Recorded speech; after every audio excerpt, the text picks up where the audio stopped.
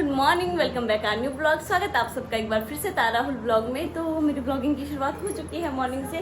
और फिलहाल सबसे पहले यहाँ पे रखे हैं ये चप्पल। किसने, भगवान मेरे बच्चे के काम क्यों होते हैं ऐसे।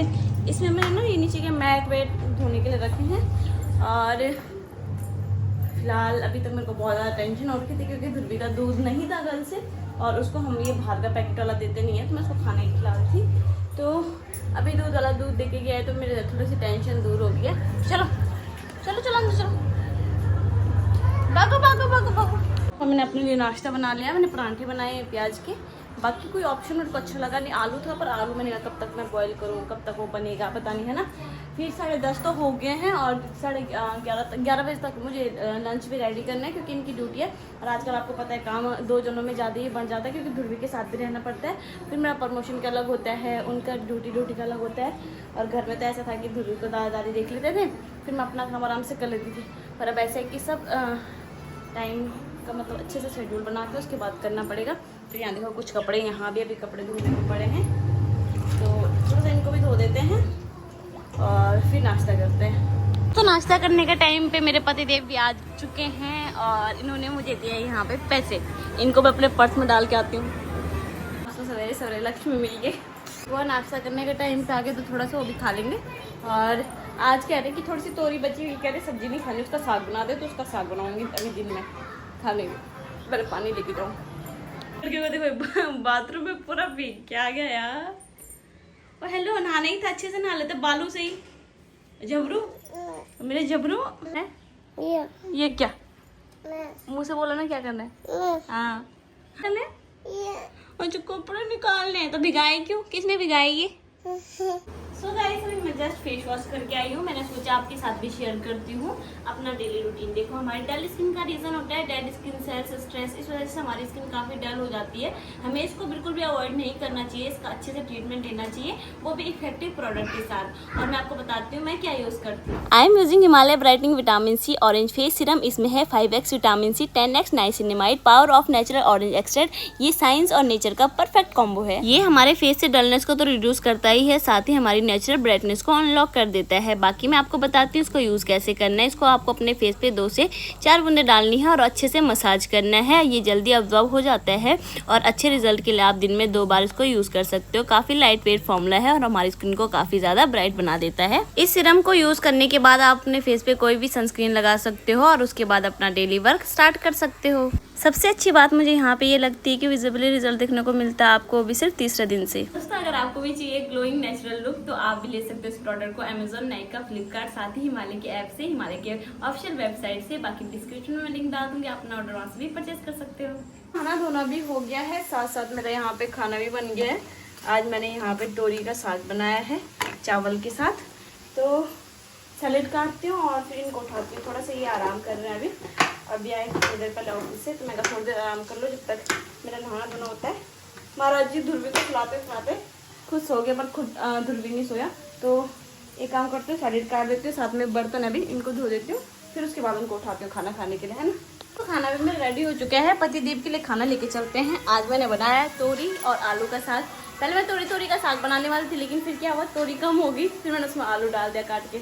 तो यहाँ पे इनका लंच तैयार है। तो फिलहाल मैंने यहाँ पे ध्रुवी को भी खाना खिला दिया है और ध्रुवी के पापा को भी खिला दिया। ध्रुवी के पापा तो चले गए हैं ड्यूटी, अब मेरी बारी खाना खाने की। मैंने सोचा पहले मैं अपना काम निपटा लेती हूँ, थोड़ा सा मेरा प्रमोशन का काम था, मैंने सोचा पहले वो निपटा लेती हूँ और फिर मैं बर्तन सब साथ में धोऊंगी। पहले के बर्तन भी थे अभी पड़े हुए, तो पहले खाना खाती हूँ, खाना लेके चलती हूँ और मैं इसी में खाऊँगी, लोहे की कढ़ाई में ही खाऊँगी मैं।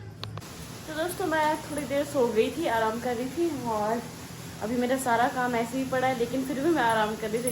थोड़ा सा मेरा अभी प्रमोशन का काम और निपटा लेती हूँ, फिर उसके बाद मैं किचन में जाकर दोबारा ध्रुवी को भी थोड़ी देर बाद खेलने के लिए लेके जाना है ना पार्क। उससे पहले सारा काम निपटाना है और ऊपर से जो मेरा प्रमोशन है वो बिना पंखे के करना पड़ेगा क्योंकि आवाज़ गूंजती है ना। तो इस वाले कमरे में आराम से बैठ के करती हूँ और तब मिलती हूँ मैं आपसे। भाई मैं बर्तन धोने आ गई हूँ किचन में, पर सच बताऊँ तेरे सहारे ही जी रही हूँ मैं। अगर तू ना हो ना मेरी ज़िंदगी में आजकल के टाइम पे, बस मैं नहीं जी सकती यार।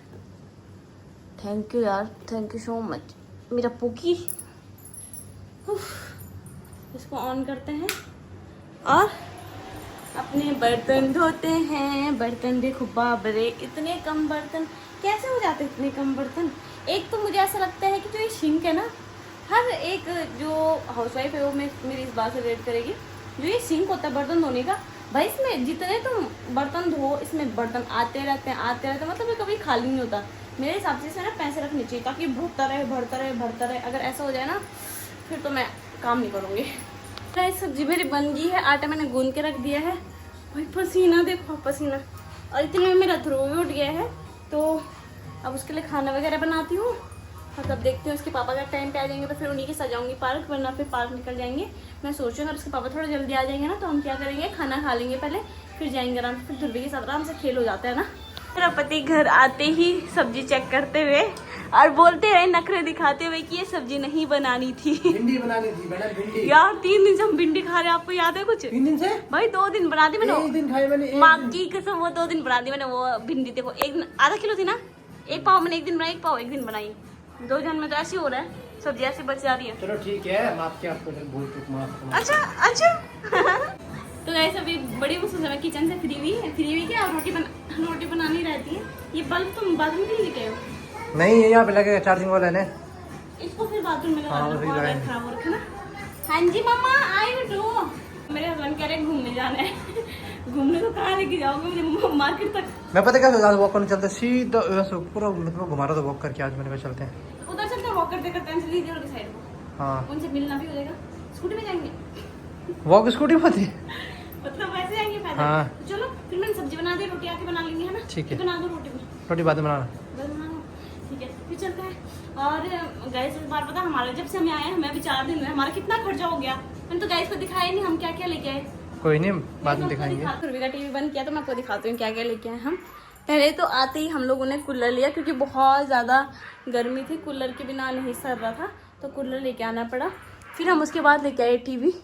और टीवी हम क्यों लेके आए, मैंने आपको बता दिया था कि ध्रुवी की वजह से, क्योंकि वो फ़ोन देख रहा था, तो मुझे ऐसा लगा कि फ़ोन से बढ़िया तो टीवी ठीक है, मतलब ना फ़ोन के हिसाब से, क्योंकि फ़ोन बिल्कुल ऐसे नज़दीक से देख रहा था, मैंने कहा आँखें ख़राब हो जाएंगी। और आपको पता है कि जब हम लोग अकेले रहते हैं तो ऐसा 24 घंटे बच्चे के सामने नहीं रह सकते, कुछ काम भी करना होता है, तो बच्चे को 24 घंटे अपने ऐसे आगे पीछे नहीं घुमा सकते ना। और तो तब तक जब तक मैं फटाफट काम निपटा देती हूँ तो तब तक मैं टीवी लगा देती हूँ। मैंने वैसे इसका स्क्रीन टाइम कम ही कर रखा है, ऐसे भी नहीं 24 घंटे भी नहीं, पर थोड़ा सा ऐसे जब मेरे पास टाइम नहीं होता है, मैं काम कर रही होती हूँ, तब मैं इसके लिए टीवी लगा देती हूँ। फिर उसके बाद हमने लगाया वाईफाई, तो लगभग मतलब काफ़ी खर्चा हो गया 3-4 दिन में, पर ये था कि सब ज़रूरी था। वाईफाई इसलिए लगाना पड़ा क्योंकि आपको पता है कि ब्लॉग अपलोड करने होते हैं, नेटवर्क का इशू आ रहा था। तो वैसे भी मेरे को लग रहा है वाईफाई ज़्यादा बेटर पड़ा हम लोगों को, क्योंकि 2500 रुपये का पड़ा है ना, और वैसे भी कितना रिचार्ज तो हम करवा ही देते हैं महीने का ब्लॉग की वजह से। तो अभी फ़िलहाल मैंने सब्ज़ी बना दी, मैंने आपको बता दिया था, सब्ज़ी बन गई है, रोटी का आटा गूंद गया है। तो चलते हैं थोड़ा सा सैर करने के लिए, थोड़ा हाथ मुँह धो लेती हूँ फिर निकलते हैं। यहाँ लाइट नहीं है, लाइट चली गई है कि इसे बुरे हाल हो गया। अब एक खर्चा और बन गया इन्वर्टर। अब ये वाला सीन होने वाला है। सब नीचे यहाँ गलियों में घूम रहे हैं, हम लोग भी बैठे हुए हैं, और ध्रुवी यहाँ देखो नंगू पुंग होके मस्त करके खेल रहा हो यहाँ पे अभी इस टाइम पे। सर गाइस सच में पता नहीं क्या हो रहा है, 11 बज गए हैं, फिर से लाइट चली गई है। बीच में 1 घंटा आई थी और उसमें हमने खाना वाना खाया और बस। और इतने में मेरे पतिदेव सो गए भाई, ये भी सो रखे, ये भी सो रखे। कैसे सो रखे इतनी गर्मी में, मुझे समझ नहीं आ रहा है। मुझे तो नींद ही नहीं आ रही, मैं तो कितना उलट पलट कर चुकी हूँ, कभी अंदर कभी बाहर, पर मेरे को नींद ही नहीं आ रही यार। भगवान लाइट आ जाए बस एक बार, तब मैं टुप करके सो जाऊँगी, जैसे ही लाइट आएगी टुप सो जाऊँगी, फिर मैं उठूँगी ही नहीं अभी।